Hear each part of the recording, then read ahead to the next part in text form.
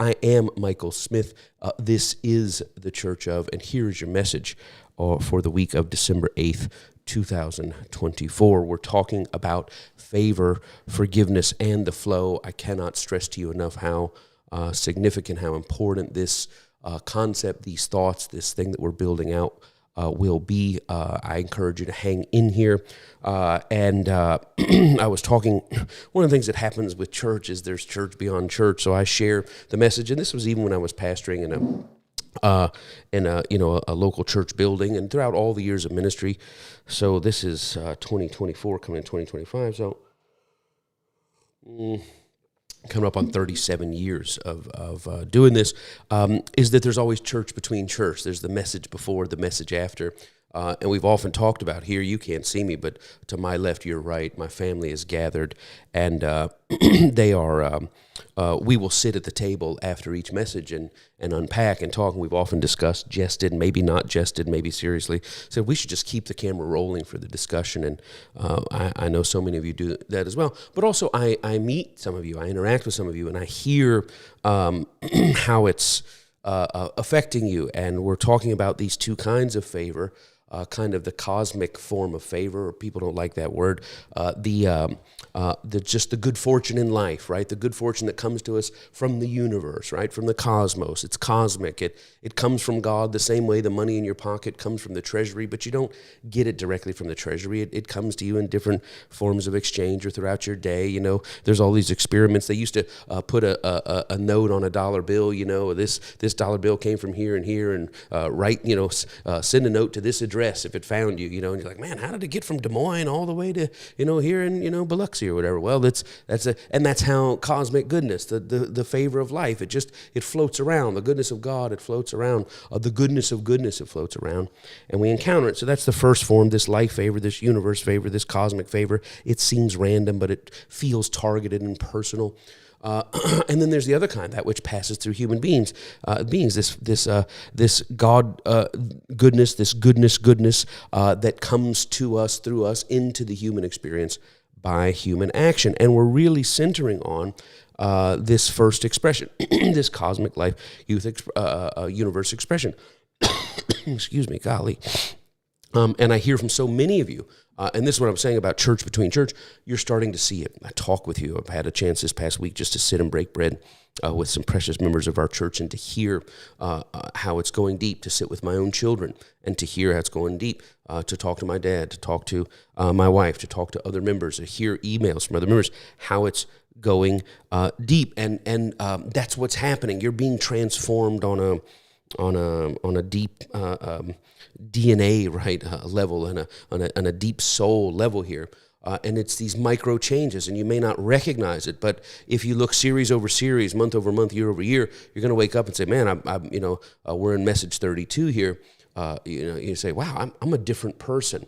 And the way you know you're different is you cannot go back to the old way. You can't shrink God back into the old weaponized way. I got an email from a precious member in Tennessee this past week.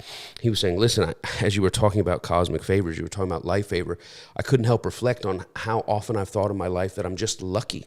And I know in Christian circles and Christianese and Christian, we're taught to shy away from the word luck. Luck is of the devil. We call it good fortune. It just fell to me by no action of my own, and it's kind of inexplicable. And anyway, so he wrote and he thought about that, but then he talked about how out of that, and he's, I think he would say, well, he's not rich, he's not poor, he's, somewhere in the $7.5 billion that we talked about in previous sessions. But out of that, he's always just thought of people who were born in different times, different places, a different who, what, where, when, and why of their lives, and responded with compassion. He told me about some people he was helping in some war-torn areas, and his heart over here, and how he was putting that good fortune into action. And I thought, that's really it. That's really the essence of what I'm trying to get across. And the church historically has been involved in helping the suffering and mercy missions and all of these things. They've always been a part of it, but what's happening here is different. What's happening now to us through TCO, through the Omega View, through Nothing Else Matters, what's happening now is that you're getting this clarity that charity, these acts of charity, these acts of mercy, of helping people who are hungry or whatever, they have traditionally been kind of this antichrist aside, right? That helping people, helping the hurting, alleviating suffering has been an aside. What I mean by aside, not the primary focus, right? Our primary focus is everybody's going to hell because of Adam and Eve. Everybody is a hopeless sinner that's going to face destruction. God's judgment cannot back off of that. God built a system and he didn't think about it when he built it. You know, he he laid the tile down and mopped himself into a corner and was like, I really screwed this up. And so now, contrary to what my heart wants, I don't have the power to save people on my own. I don't have the power to forgive people on my own. I lack that power, and I lack the power to be merciful on my own. And so now I thought I would fix it by sending my son to take the beating so that humanity didn't have to take the beating, but I was only willing to beat him. Instead of beating them, I chose to beat him. But I really can't let people benefit from that unless they choose to benefit from it. So whereas before I was judging people by whether they were basically good or bad, now I'm judging everybody by, are you going to accept my beaten son who I beat instead of beating you? And that's kind of backfiring, because every year year over year I lose more and more people because my church hasn't really been faithful and people aren't really preaching the message. And you know, most of the world is full of devils because they're gay or they're Muslim or they're Jewish or whatever. And God just is really frustrated because he's got hell that's just got all these billions and billions of people falling into it, and heaven's just like, it's really lonely up there because I made it really big and there's like really nobody coming, you know. And I baked all these cakes. I've got this huge feast and nobody here to eat it. And so we, you know, that's our primary mission. How do we fix that? How do we tell people they're going to hell and get them to believe us seriously? Because, you know, 90 out of 100 just aren't listening to us, and they're dying and they're busting hell wide open. And so God's frustrated and things. So our principal mission as a church was, we got to get people out of hell. And as an aside, we should also help them, you know, if they're hungry. But it's an agenda askew aside, right? It's a side mission with an agenda. What's the agenda? Well, we're going to help you out here in hopes of getting to our primary agenda. And what we're recovering, what we're stealing back, you know, that old message, snatching victory from the jaws of defeat. I'm trying to snatch the person of Christ from the satanic, contra Christ, religio-political, demonic system and machine that has been built over the 2,000 years, and get back what the person, the incarnation of God, love in human form, was trying to communicate about true religion. And that is this, that the charity is not the aside. It's not a secondary mission. It's not a support mission. It's not an antichrist perverted agenda mission of, we're going to be good to you. Don't you see how good we've been? Would you like to sign up now for you know, our heaven program? All that demonic darkness is what we're pushing back on. And we're trying to say this, that when you say, you know, I realize how lucky I am, and I just, out of some of that dumb, inexplicable, you know, luck, I try to take some of the good that's come to me and direct it towards people who are if I'm favor more, I find people that are favor less than I am. I'm certainly not favor most. I'm certainly not favor least, but I'm favor more, and some are favor less. And out of that, I act in compassion and try to bring some of the extra to me, to some of the shortfall to them. And my case, my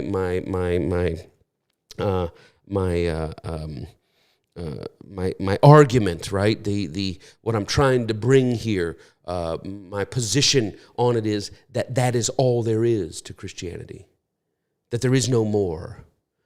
That belief in God through the incarnation of Christ, and encounter with God, with love, through the personified incarnation, the personified understanding and lens of love, who we see through the person of Christ, although God, love is accessible by all religion or irreligion, that we have encountered that, and the transformative effect on it is not getting this sacrificial forgiveness so that we can get out of God's wrath. That is the demonic portion. The transformation by Christ, that Christ who lived before in the form of love, was known before in the form of the Logos that everybody knew, written on their heart, that we see in the Scriptures, that we say we know through this kind of encounter with God, through the lens, through the portal of this personalized, personified articulation of Christ, that of God, that wow, we see God through the person of Christ, that to encounter that and to be transformed by that is not to say, whew, I finally found the way to get out of God's wrath. It's to reject the false idea of God's wrath and to say, wow, I finally found the meaning of true religion,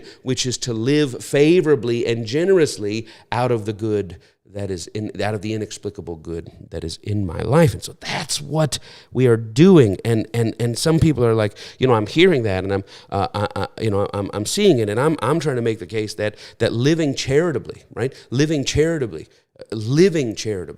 with an aim to advance the dignity of all people, with a goal of alleviating and easing the suffering of all humans. To me, that is the sum total of true religious devotion.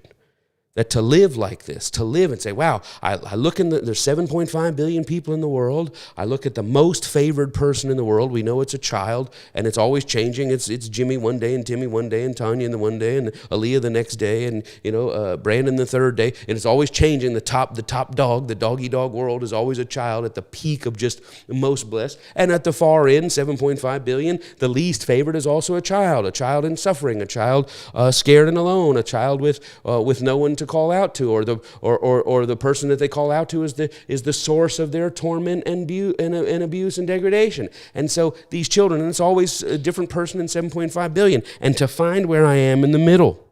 I'm not in the middle. I'm not at the 3.75 billion.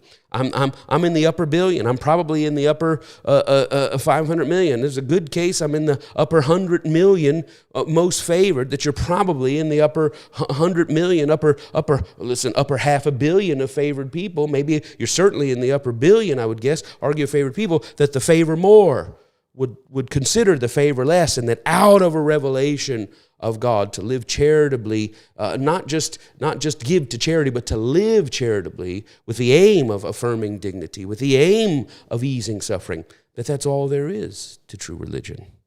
And that, I would imagine, was all there is if we encountered Christ in truth. Yet others write and say, when are you going to get back to the favor? When are you going to teach me how to be more blessed?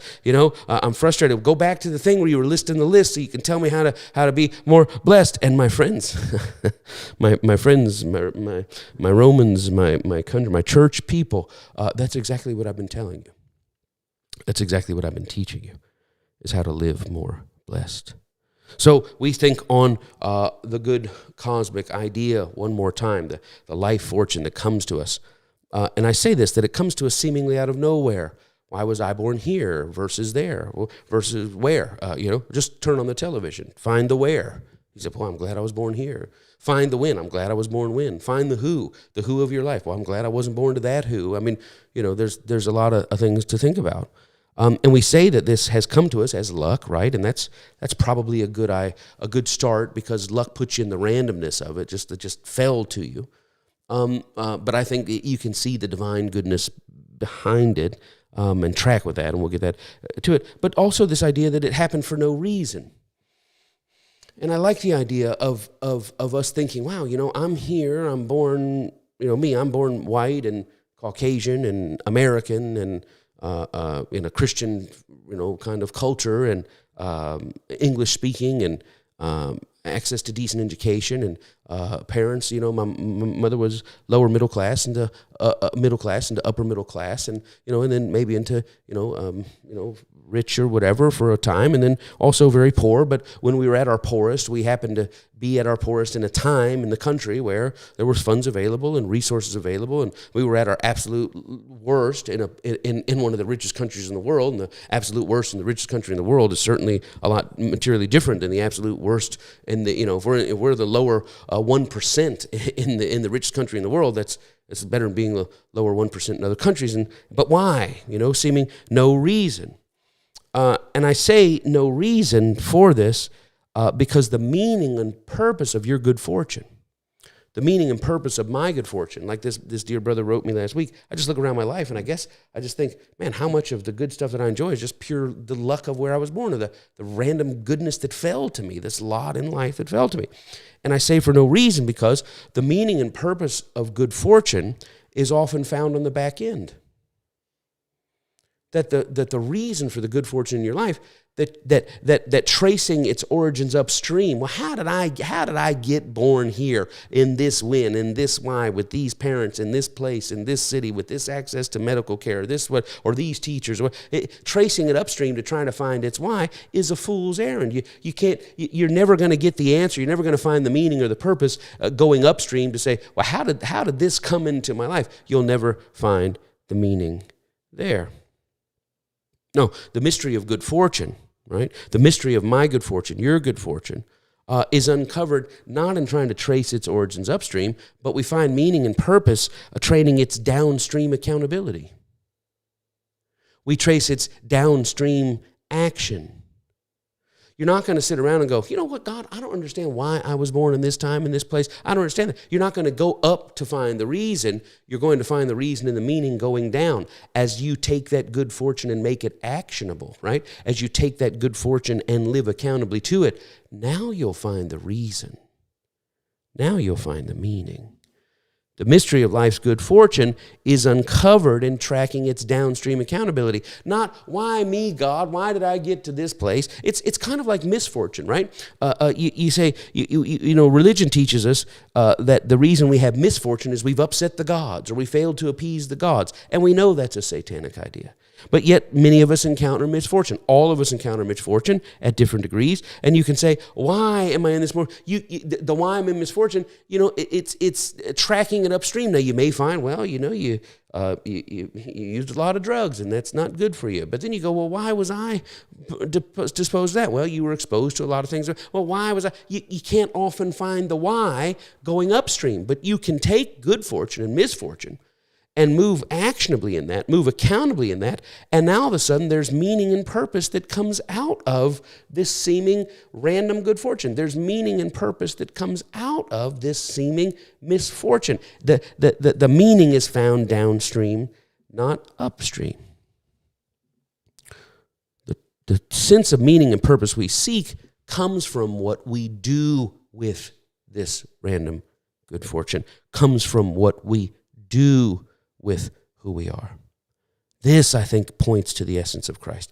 Well, I just get back to the manifestations of favor. What were you saying about money coming to me? What were you saying about promotion? Man, that's what I need. No, I'm telling you, we're not even ready to discuss that dimension until we first slot where we are. And if you'll just take a moment and engage in the exercise that I've asked you to engage in, close your eyes, think of the 7.5 billion people, sort yourself out, most favored, least favored, look at all the expressions of your life, that all tangible, but some material, some immaterial. Consider the who of your life, the what of your life, the why of your life, the where of your life, and you say, it's all pretty crappy. Fine. Take crappy and place it somewhere in the list of from number 1 to 7.5 billion. Are you the 7.5 billionth least favored person in the planet? And you say, I absolutely am. I have a feeling that some people in the 7 billions would disagree with you.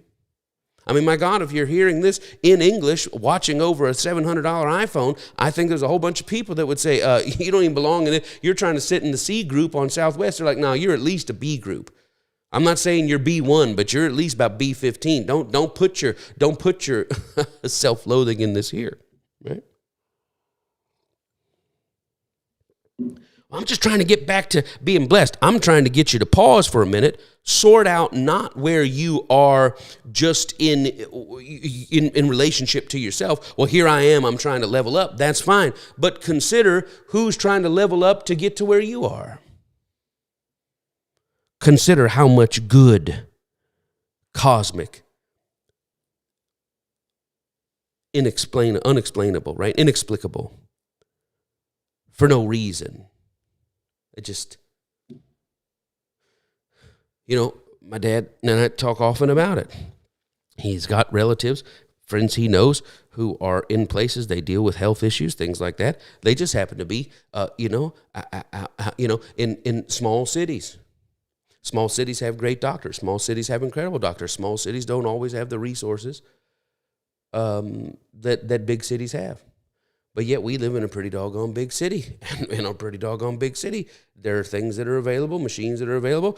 He goes in, he's had this, he's had that. We go down there, and we sit around there, and we find all these people that travel all the way from other places to come to the same hospital that he's 5 minutes away from. And they get to technology, and they got to find a hotel, and they got to find a place here, and they got to find a place here. And you say, well, how did I end up here? How did I end up with these doctors? How did I end up with the best, most trained research doctors in the world? I just happened to end up in this city. The who of your life, the where of your life, the when of your life, all that factors into the good fortune. It doesn't mean I'm not going in here for a procedure today. It just means that other people in the world have the same issue, don't have access, don't have a place, never got the nutrition, never got the insurance, never got the coverage, couldn't get to the place, couldn't afford the trip. Maybe they'd afford the trip, but they had to come alone and the spouse had to stay away. I mean, there's 1,000 ways to slice it for you to go, wow, while I'm trying to level up, I'm not even thinking about how much leveled up I am.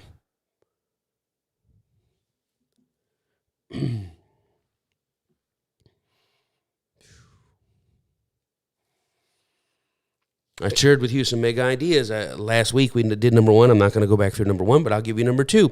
That the wild part of it is that we experience this random luck, this random goodness, this random good fortune. But the random good fortune that we experience, here's mega idea number two. It's this allotment that we have is very much a result of human influence. It's very much a result of human action and inaction. Well, I thought it was random from the cosmos. It is, but almost nothing in this universe, almost nothing in our experience exists entirely randomly from the cosmos. Why? Because human beings are involved every step of the way. I mean, this is. I don't want to tell my dad's story. I'm just repeating what he said, and I'll leave the profanity out of it. I'm just kidding. There's no profanity. He says, Mike, I just think how blessed my life is. I said, well, Pop, you got to go in. You had this health issue. You got to do this and that. And he's great. Pop's great. He said, but how blessed my life is just to have you, just to have Connie, just to have the kids, to be here. I could be living in a whole different world by myself and have to find my way here and find my way back. I could, and we'll have this. And what are you doing? There's no explanation for it. It's all random by the universe, the who, what, when, why, and where of our life. And yet the random universal favor and good fortune that we experience is very much happening in cooperation with humankind. And I'm looking at him going, my God, you say that. I think how blessed am I to have you? How did I end up in this random world with you? Well, it's random and it just befell us, and yet also it's very human. A lot of falling dominoes have brought us to where we are. A lot of falling dominoes have fed into the state of our lives. We just have to realize that many of those dominoes were nudged by human hands. That some of the dominoes that were on their way into our lives were halted by a human hand.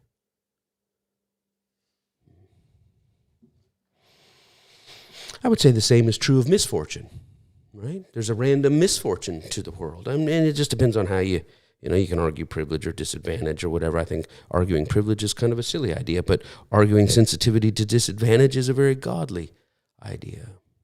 But, tomato, tomato, right? Whatever it is you're going to do, once you live out of the awareness of the good fortune you have and how that's worked through complete randomness by just the way the chips fell, right? The way the flowers arranged themselves, but yet assisted and cooperated with by a human action, or sometimes human inaction. Misfortune as well. Through human action, it's taken a beautiful nation that you live in, or a beautiful, and through human action or inaction, turned into a war-torn place, through false religion, through false politics, through all these antichrist ideas, the religio-political ideas, through selfishness or through addiction or whatever, through a shared woundedness that exists throughout all humankind, throughout all history. Original sin is not Adam messed up and everybody gets punished. Original sin is the idea, the story, the mythos is that there's never been a human since the beginning who's unwounded, and that woundedness falls and falls and falls, and we inherit, in the middle of that shared woundedness, we inherit this mysterious good fortune and favor, and also this mysterious misfortune and this favorless state that we find ourselves in, and some are favored more and some are favored less, and why you and why me, I don't know, and how far can we track it, and whose hands did what to this, and how many dominoes fell would lead this, I don't know, but the meaning and purpose comes not from how it came about, but how we operate from it, how we move on from it. I love this quote that I heard, and I'm paraphrasing from a movie, but I'm modifying this, that the true story of who we are is not what we've done or where we've been, but what we do next and where we go next. I love that idea. The true story of who you are. Well, I come from a bad background. My dad was abusive. My mom was an alcoholic by this and that. And that is the story of who you are. But the true essence, the true state of who you are, the true state of where you of your life is not where you've been, right? It's or what you've done. It's what you do next. Well, I was a taker, and I was this, and I was a user, and I was an abuser. I was a joker and a midnight toker. And man, you don't understand. Well, but that's not the true state of who you are. That's not the true story of who you are. Why? Because what you do next is the true state of who you are.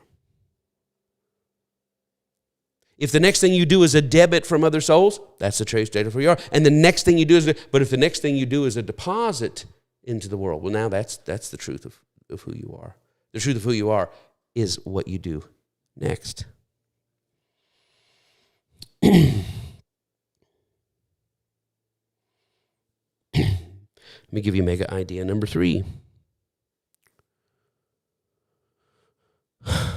The current favor status of our lives, and you can try to get this as best you can, but the current favor status of each life maybe, right, you could argue, is the result of like cosmic and human forces, that where I am right now, living in this house with this thing, with this equipment, with this, with this dad, with this wife, it's a combination of football game and grocery store, right? It's two things merged together. Is the boy all right? Is he coming somewhere? Okay. Is the boy okay? Okay, somebody check on my son. All right.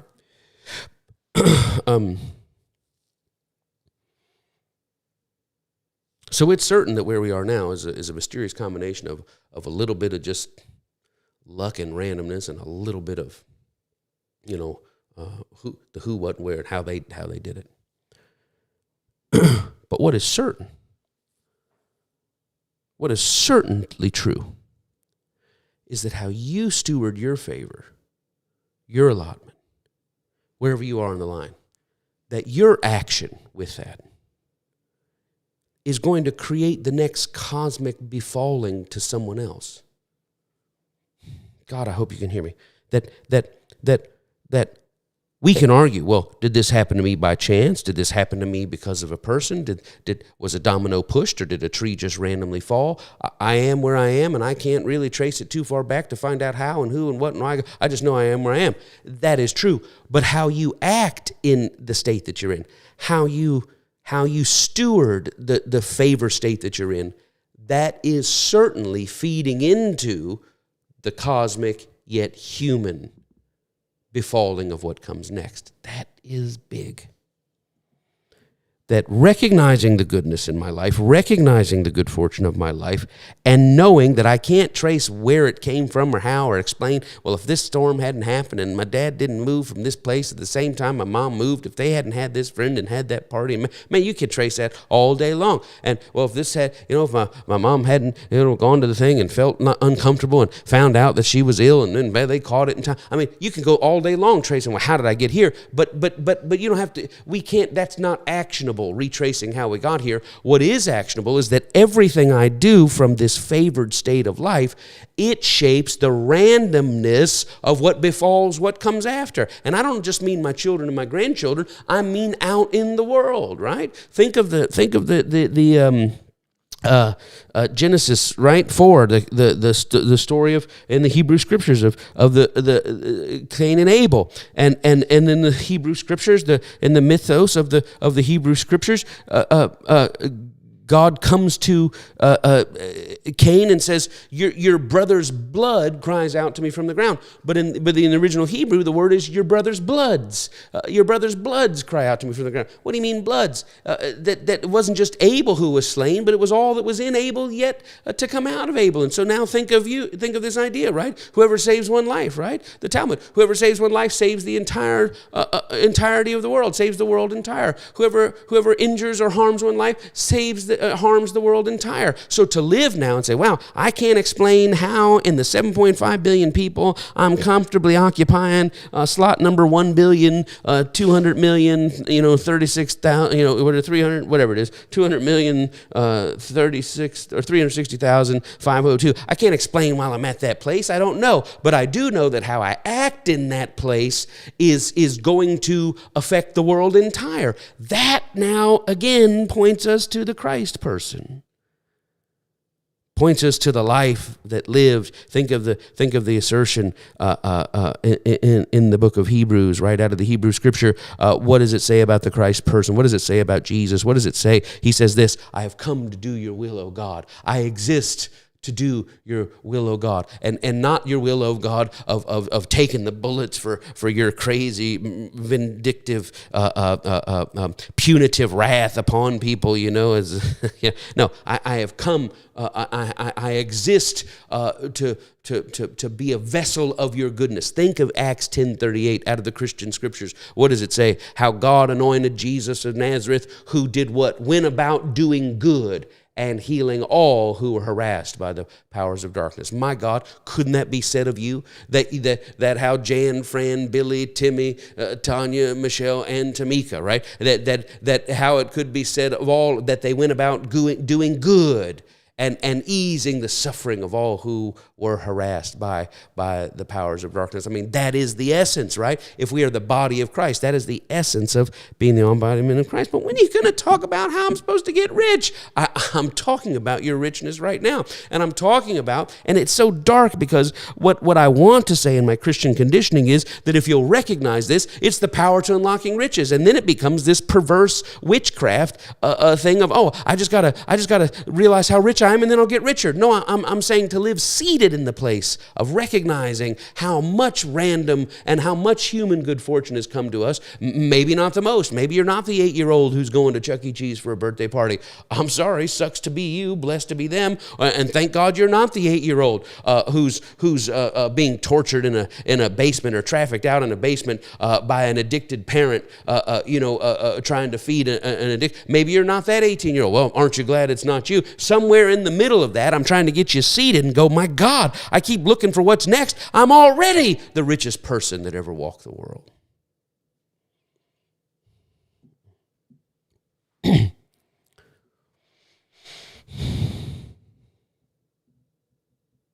Mega idea 4. There's only 4 of them. Forgive me for cursing. I don't even know if you're out there. It doesn't even matter. I think I'm talking to myself at this point. That's fine. Is my baby boy good? Is he okay? Okay. I have to go check on my boy. Stop calling him a baby. He's 17. That's my boy.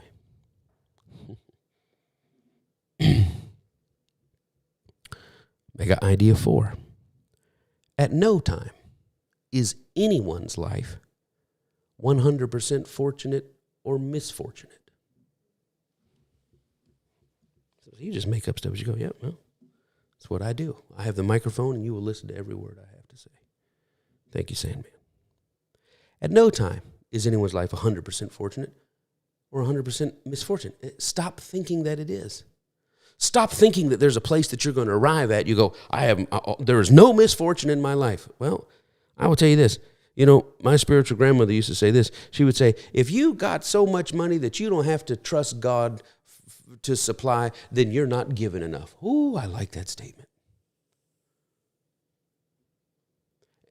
I like that statement. If you got so much money that you don't have to believe God take care of his day, it's just because you're not giving enough away. And that's really good. I mean, it's nice to have money. It's nice to have our needs met. But if you say, I always have money for everything that I need to do, well, maybe you should step back and say, am I holding on to more than my share? But I'll give you another one. If your life is not touched with sorrow, my life is so blessed I don't feel sorrow anywhere. You're not out there among the people enough bearing one another's burdens. Because I can guarantee you, you can walk in perfectly healthy, perfectly supplied, perfectly family whole. Not even too many miles from your house. You can go walk into a place and all of a sudden feel a sorrow that's not even your sorrow. That you can feel yourself bearing alongside. Say, well, I don't have that level of misfortune in my life. Yeah, but when you get close to those who do, you start to feel a little bit of it, and you act out of your good fortune towards their misfortune. At no time is anyone's life 100% fortune or misfortune. Each of us lives a complex combination, bad word, big word, don't like to use big words, an amalgamation of good fortune and misfortune. It's hard to say.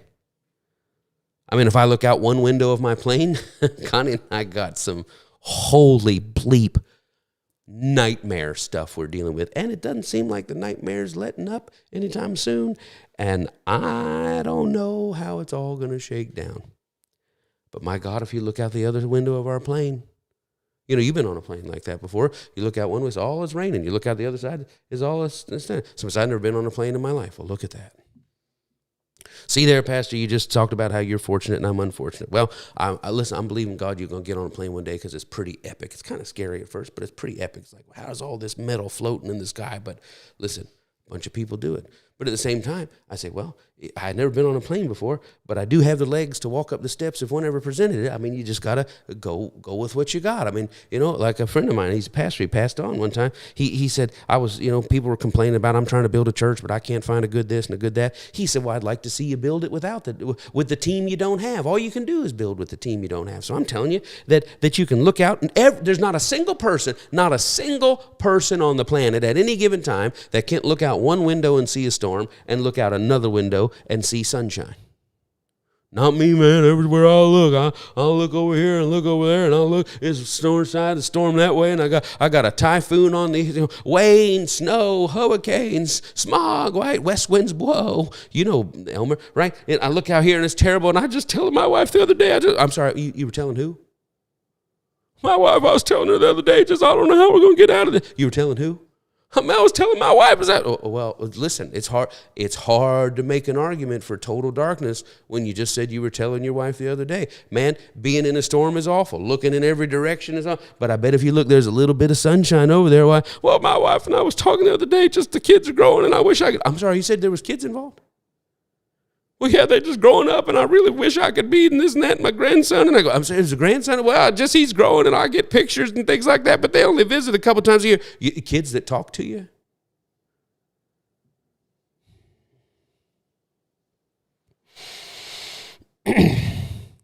It's human to slot yourselves lower than you really are. It's a human thing because for whatever reason we feel the weight of the burdens more than the lifting of the goodness that's in our lives. But we all do well to realize that life itself is a gift. Life itself is a gift. I was talking to my dad the other day, and he said, I realized, he said, Mike, this is going to sound strange, but I realized I am going to die. I thought, wow, that's powerful. I am going to die. And he said, I'm really not scared of it. He said, everybody dies. He said, everybody around, everybody's ever come. I mean, hundreds and millions of people, billions of people. He said, so it can't be all bad. I remember when Connie was, nesting, right? And she was carrying Olivia, and I don't know if I can do this. And I said, hey, listen. We all got here, this way. Listen, my God, women have been doing this. If any woman can do, you can. And she's like, yeah, that's right. I mean, it's scary. I'm not saying it's not scary. And I'm not saying as a man, it's not easy for me to say, you got this, champ. I understand. Look, I get it. Somebody say, yeah, well, you do it. I'm not saying that. I'm saying I relate to the fear. I relate to the fear of being a father. I relate to the fear of, we all have those fears, but you just kind of say, well, that's going to happen. And really, in a lot of ways, death is salvation, right? Salvation is not getting saved so God don't get you. Salvation is you're removed from the place where there's any suffering. And there's There's nobody, man, woman, boy, girl, child, that has crossed over to the other side, that has gone to that next place, that has any burdens, grief, terror, fear. Well, the last few minutes of their life was so horrible. They are not thinking about that at all in that next place. They have stepped into the freedom. They realize now, my God, all the obsessing and negativity, I should have just lived. I should have just enjoyed all the things I was worried about, not realizing how truly blessed that I am. I just didn't even see it at the time, and now I see it at the time, and God said, well, time's up, chefs, plates down, utensils down, no more time to cook. Golly, now that I see it, I wish I had just enjoyed it, because what? We do well to realize that life itself is a gift. It is a tangible good. I'll go so far as to say that life itself is the base expression of goodness. And I'm telling you, as you think about the top child and 7.5 billion, when you get down to the bottom child, they may not really have an understanding of life itself, because that's the beauty and tragedy of childhood, the innocence of not really having the perspective, not really having the hindsight, not really being able to look out on the good that's been. But somewhere, maybe not the 7.5 billion, but maybe around the 7 billion mark, you got older kids and teens and people that have support and people that have love, and they say, well, my life is short, or my life is tragic, or my life is suffering, or my life is pain, but my God, life is still a gift, and playing cards is still a gift, and cartoons are still fun, and sunrises are still nice. I mean, that's the base form of favor that we have.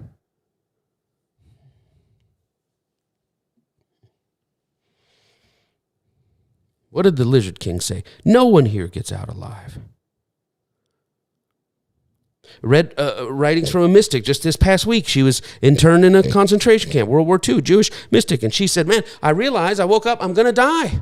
And she said, the sooner I realized I'm going to die, she said, every day became just wonderful. Every day in the camp became wonderful. There was suffering, there was this, there was that, I was going to die. But I was alive, my God. I'm saying if somebody in that place can say that. I remember I met this precious woman out of Rwanda. She had been there when the massacres occurred and saw her family slain and the sexual violence and victimized and what she did and how she protected her brother. And she was going church to churches talking about her life. And I say, how could the soul possibly recover? You read these people that come out of this torment and out of this torture and out of this trafficking, and they're living these thriving lives. How can the soul possibly recover? Somehow, some way, God has made us to come out of the most awful tragedies and yet to still be able to enjoy the richness and beauty of life. And I'm saying, well, I don't feel that kind of suffering, so I don't need to get that lesson. But if you sit among the suffering and marvel at the miracle of God sustaining them even in it, it should rub off on you. If you can be touched with the feelings of their infirmity empathetically and feel what they go through, it has an effect on you. But you don't just want to feel it for your benefit. You want to identify with it. You want to enter into it. You want to have compassion on it. You want to alleviate it. Why? Because that's how we collectively are carrying it. I wasn't assigned that burden of that suffering, but I am shouldering and lifting it. Why? Because it's a shared goodness. It's a shared burden.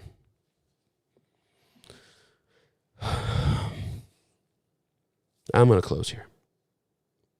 Yeah, I'm closing here. One of the most difficult journeys, one of the most difficult spiritual transformations, journeys that you and I can encounter, we can make. The most difficult spiritual walk, endeavor, aim that any of us will undertake is to learn how to live. I'll say it this way. To learn how to see ourselves in the world. Not just to live this way, but to see ourselves in the world through these eyes. I'm going to get there. Just be patient. One of the most difficult journeys, spiritual journeys we'll undertake is to learn how to live, to learn how to see ourselves in the world. Here's another way of saying it. Someone say, why do you always say so many words? Because I want you to have this. I'm only going to live like another 70 years, and when I'm gone, I want you to have it. One of the most difficult journeys, spiritual journeys any of us will undertake is to learn how to live, right? To learn how to see ourselves in the world. To learn how to seat ourselves. Seat. To see ourselves, to look at ourselves and say, wow, look at you in the world, Mike. Man, look at you. This is a spiritual journey to see how, to learn how to live, to learn how to see yourself, to learn how to seat ourselves. I'm going to sit myself in this lot. To live, to see ourselves, to seat ourselves, to face the world each day with our good fortune forward. That I don't face the world each day with my misfortune forward. I face the world each day with my good fortune forward. One of the most difficult spiritual journeys any of us will undertake is to learn how to live with our good fortune forward. To see ourselves with our good fortune forward, to seat ourselves with our good fortune forward, to face the world with our good fortune forward. That's a spiritual journey. People always say, I want to have a real relationship with God, just like grandma, just like my granddad, just like my pastor. I want to have a real relationship with God. This is the real relationship with God.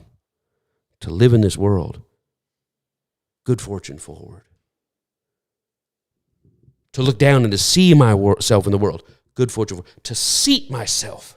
I sit myself here with not my left foot or my right foot. I seat myself with the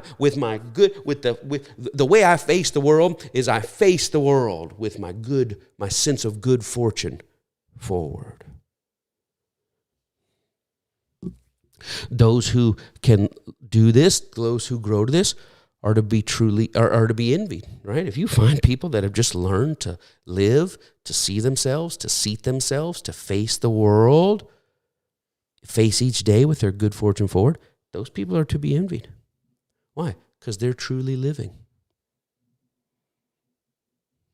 You see, the problem with living with your misfortune forward, to facing the world through the lens of misfortune, to looking down on your life and all you can see is misfortune, the problem with that is you're not truly living. Those who learn to put this good fortune face forward, to greet the world, to see the world, to greet each day, to live, to seat themselves in the world, they are to be envied, for they truly live. But those who don't, notice I didn't say those who can't put the good fortune forward. Not that you can't choose to look at your life and say, well, there's misfortune and good fortune, and not everybody's 100% this, and not everybody's, and it's sometimes you're up and sometimes you're down. I mean, that's life, right? Frankie, Frankie baby, that's life. Yeah, many times I thought of quitting, but my heart wouldn't buy it. And I have thought many times since my teens of just ending, and I've wrestled with that, ending my life. Many times, just saw it in full color, just ending my life. I was preaching in Fort Lauderdale, and this church said, well, we got a place, and we put you up on the beach there, and we put you in a hotel, and I was doing a conference, and they said, you can just look out. And I just looked out over in this big glass balcony, and I'm looking, and I just looked down, 40-some floors just down there like that. And I heard a whisper, boy, I wonder what it'd be like to fall all the way down there. Boy, I bet you'd feel so exhilarated, just falling all the way. I bet that'd be something real. Man, can you imagine what that? And I just stepped back from the edge, and I thought, golly, where did that come from? And I thought, you know what? If the enemy of our souls had the audacity to whisper in the ear of Christ and say, why don't you just fling yourself off this hilltop? I mean, should we not think that the enemy of our souls would whisper the same suggestion to us?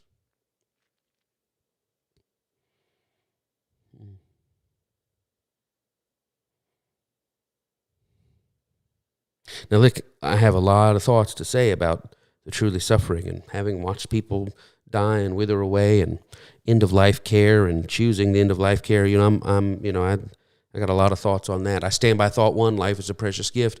I stand by thought one that I've seen people at the very last minutes of their life experience true richness after months and months or years of suffering, and come alive in true richness and true spiritual things, thinking, I think, my God, I'm so glad they weren't gone earlier. But, with the truly suffering, it's a very complex, and I have a lot of complex feelings on it. But I will say this, I have thought many times when I was living with my misfortune face forward, I thought many times of, cashing in my chips.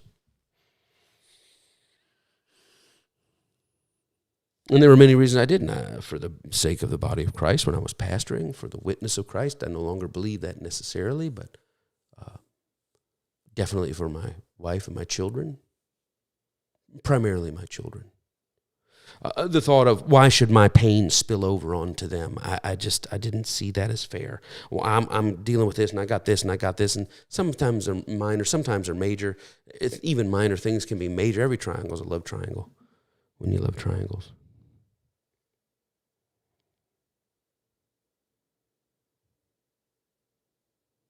But the problem with amplifying our misfortune face is that I wasn't truly living. And now my spiritual journey is to say, okay, how do I face the world with a sense of my good fortune? Because that's living. And those who don't do this, not those who can't, those who don't do this, when we don't do this, I'm not going to say when we do this, we're to be envied because we truly live. But when we don't do this, we're guilty of the shameful mismanagement of the universe's most precious gift, life itself. Life itself. If I don't find each day a way to live, to see myself, to seat myself, to face the world, to face each day with my good fortune forward, I am actually squandering, mismanaging. I'm guilty of the shameful mismanagement of the universe's most precious gift, life itself. I myself am doing my best to quickly move forward on this path, to quickly move forward in putting this truth into practice. I want to no longer squander, and seasons are difficult. My childhood years, they rocked. A lot of complex things. Some of you know my story. But then, even in the mess, they were really great in my early teen years, and then things got kind of dark, and then, I went into ministry, and boy, through my early 20s and mid-20s is kind of dark, but then my mid-20s, things were good, and my mid-20s to my mid-40s was kind of really a beautiful season. In my late 40s to my early 50s has been really dark on a lot of dimensions, a lot of loss, a lot of pain, a lot of depression, a lot of shame, a lot of sorrow, a lot of brokenness, a lot of strife, a lot of struggle. But I don't diminish that at all. And I think, if I had 20 good years, 10 good years of rough, and then 20 good years of great, and now I'm in a multi-year thing of rough. I mean, if this is a season, I'll come out of it on the other side. But what I'm trying to do is not seat myself in my misfortune for an entire 10-year season of my life. I'm trying to seat myself to face the world, to greet each day, to see myself, and to live with my good fortune forward. Why? Because the 10 years are going to pass either way, and they're going to pass with my misfortune forward. I will have squandered just the preciousness of life, but if I pass them with the good fortune, even in the misfortune, I will have milked and juiced and squeezed the richness out of life. So think of this. How long do I have left? I'm 51. I know I don't look it. I was meeting with a lady this past week, yesterday, I don't know what day it is, meeting with a lady this past week, and I said, well, our daughter's graduating from college. She said, she looked at Connie and I, she goes, a daughter together? Like, both of you had this child? Like, how is that possible? You're so young. And I said, oh, well, I'm 51, and she's 51. She's 6 days older than me. She said, never tell anybody that. I thought she was your much younger wife. And, of course, Connie's like, high five. And but anyway. But I'm 51, and so many people in my family die at 69. My grandfather, my mom, both my grandfathers, 69. And then great-grandfathers, blah, blah, blah. Had a grandmother who lived till her mid-80s. As they say, I got a great-grandmother that lived, But so what, I have 18 years left? Somebody say, 18 years, that's not a long time. It's really not a long time, but my God, I want to squeeze every bit of it. 18 years is not a long time, but my son is 17. He's on his way to 18. And if I go back to say, okay, 2007, I go, man, wow, there's a lot of life in 2007 to 2025. Man, we've seen some stuff, done some stuff, met some stuff, laughed and cried and seen many sunsets and great meals and great movies and made love and went down rivers and played cards with friends. And, there's a lot of 70. If that's all I have left, is 18 years? Well, that's a lot left, Or maybe I go by the average, make it to 75. That's 24 years left, 24 years left. Okay, well, let me go back and see 24 years. How long is 24 years really? Well, I met Connie 24 years ago next month, and I go, do you realize how much has happened in my life? We've built churches, traveled the world, had a family, lived, laughed. I mean, okay, God, 24 years is awesome. Maybe you stretch it out. Maybe say another 30 years. Maybe I make it to 80. My dad's about to turn 80. Maybe I make it from 51 to 80. 30 years, go back to 1994, December of 1994, what has happened? December, do you know what all I've been, what all I've done? My point is, when I'm in the middle of it, I wasn't living with my good fortune forward, I was living with my misfortune forward, and I think, my God, how much of that good days, just the gift of life itself, did I not enjoy because I hadn't mastered the spiritual discipline of living and seeing myself and seating myself and meeting the world in each day with my good fortune face forward. My God, if all I have is another day, I'm going to greet it with, if all I have is another 17, 18 years, I'm going to agree. I'm going to go to my son's life for 17 years. I go to my Connie and I's marriage, 17 years. I'm going to go back to 94. I tell you what I am going to do. I'm going to do everything I can to seat myself, to put that good fortune face forward. Why? Because it's not that it's eliminated the misfortune in my life, right? It's not going to bring Connie's mom back. It's not going to bring my mom back. It's not going to bring the years that I've lost or the anger or the fights or the rejection it's not going to undo that, but it is going to make sure that I not only seat myself there, but that what I leave in the world is a rippling of the outworking of my sense of good fortune into the cosmic random futures of the world that comes after. It's not only going to give me life, but it's going to make sure that what spills over from me is the expressions of God's goodness at the same time. Consider Christ. Christ, the story of Christ, the actual Christ, the biblical Christ, the historical Christ, the mythical Christ. Just consider what we know to be true. Not the false religion built around this person, but what we know to be true. When we close our eyes and what we know to be true. Christ on his most powerful days, on his fullest cup days, right? Healing people 3 days straight, line them up. Boom, you get healed. Boom, you get a miracle. Boom, you get a miracle, right? He did that. Feeding multitudes, calming storms, teaching, taking children, blessing them. I mean, think on his most powerful, fullest cup days, living and giving out of his abundance. And think at him at his lowest time. At his cup depleted days, his cup depleted moments, on the cross, feeling forsaken, right? Feeling rejected. Followers, everybody gone.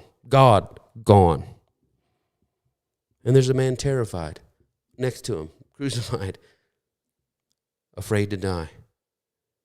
You know, my pastor used to talk about that if it was him on the cross that day and the guy's like, hey, man, I'm a little scared here, that he said, if I was Jesus, I'd been like, so? He said, can't you see I'm dying, man? Leave me alone. What do you want from me? I've healed you, I've fed you. Now I can't even die in peace. But that's not what happened at all. At his most depleted moment, what did he say? He said, oh, man, listen, don't fear the reaper, man. It's going to be good. We'll be together on the other side in just a minute here. I mean, how can you, and you know this to be true, right? You go into the hospital, right? Waiting on the results of surgery from a loved one, and everybody's nervous, and you see kindness. People going through chemo and walking in, going through chemo and everything else, and comforting the nurses.